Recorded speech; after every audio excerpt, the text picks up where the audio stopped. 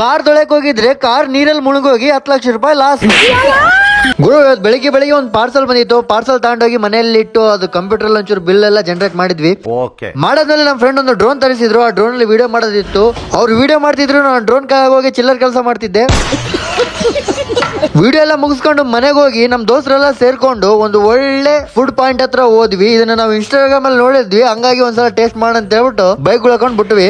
ಇದು ಯಾವ್ದೋ ಒಗ್ಗಣಿಲಿ ಎಗ್ ಹಾಕಿ ಮಿಕ್ಸ್ ಮಾಡಿ ಕೊಡ್ತಾರೆ. ಟೇಸ್ಟ್ ಅಂತೂ ಚೆನ್ನಾಗಿತ್ತು. ಬಡ ತಿಂದ್ವಿ. ತಿಂದು ಮನೆಗೆ ಬರ್ತಿದ್ವಿ. ಅವಾಗ್ಲೇ ಒಂದು ಫೋನ್ ಬಂತು. ನಮ್ಮೂರಲ್ಲಿ ಕಾಲುವೆಯಲ್ಲಿ ಯಾರೋ ಹುಡುಗರು ಕಾರ್ ತೊಳೆಯಕ್ ಹೋಗಿ ಕಾರ್ನಾಗೆ ಬಿಟ್ಬಿಟ್ಟಿದ್ದಾರೆ. ಕಾಲುವೆಯಲ್ಲಿ ಅದು ಮುಳುಗೋಗ್ಬಿಡ್ತು. ಟೈಮ್ ಕತ್ಲಾಗಿರೋದ್ರಿಂದ ಪೊಲೀಸ್ ಅವರು, ಫೈರ್ ಇಂಜಿನ್ ಅವರು ಯಾರು ಬಂದು ಮಾಡಕ್ ಆಗ್ಲಿಲ್ಲ. ಹಂಗಾಗಿ ನೆಕ್ಸ್ಟ್ ಡೇ ಬಂದ್ರು. ಎಲ್ರು ಬಂದ್ಬಿಟ್ಟು ನೋಡ್ಬೋದು ಇಲ್ಲಿ ಜನ ಯಾವ ರೀತಿ ಸೇರಿದ್ದಾರೆ ಅಂತ ಹೇಳ್ಬಿಟ್ಟು. ಪ್ರೊಫೆಷನಲ್ ಸ್ವಿಮ್ಮರ್ಸ್ ಹಾಗೆ ದೇಸಿ ಸ್ವಿಮ್ಮರ್ಸ್ ಎಲ್ಲರೂ ಸೇರಿ ನೀರಲ್ಲಿ ಗಂಟೆಗಟ್ಟಲೆ ಕಾರ್ಯಾಚರಣೆ ನಡೆಸಿ ಆ ಕಾರ್ ಎಲ್ಲಿದೆ ಅಂತ ಹೇಳ್ಬಿಟ್ಟು ಕಂಡು ಹಿಡಿದ್ರು. ಅದಾದ್ಮೇಲೆ ಆ ಕಾರಿಗೆ ಹಗ್ಗಗಳು ಕಟ್ಟಿ